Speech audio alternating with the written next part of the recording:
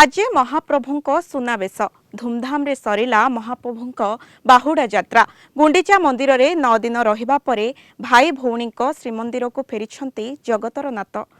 बेंगालोर स्थित आहज सेरेनिटी रे स्थानीय ओडिया समाज पक्षर भक्तिमय परिवेश रे महाप्रभु श्री जगन्नाथंक पवित्र रथयात्रा पालित होई जाइछे। जय जगन्नाथ ध्वनि रे परिवेश उत्सव मुखर होई उठिथिला।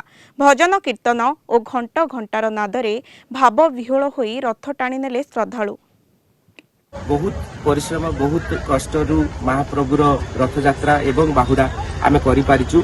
आहज सेरेनिटी बेंगलोर रे रथ आमर आछि कटकरू बना है कि महाप्रभु विग्रह आमे आनिचु पुरीरू पिपिलीरू सबू चांदुआ एवं इत्यादि आमे आनिया को चेष्टा करिचु ताकि ओडिशा कल्चर को आमे आम अपार्टमेंट बेंगलोर रे देखै पारिबु। इनफैक्ट बाहरु भी बहुत लोक आसिचंती 600 लोकर समागम हेइची एठी आउ महाप्रभु को दया रे आमे रथयात्रा भलरे करि पारिचु।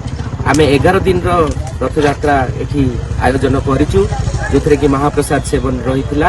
आमे एटी बहुत बड़े कम्युनिटीज नेई के रथयात्रा ए वर्ष सेलिब्रेट करछु। एटा प्रथम वर्ष हमर बहुत बड़ा आकार रे सेलिब्रेट करिचु। एथिरे कल्चरल प्रोग्राम भी हेइची। रथयात्रा रो सब नियम कानून आमे पालन करी कि विराट बड़ा आकार रे आमे करिचु।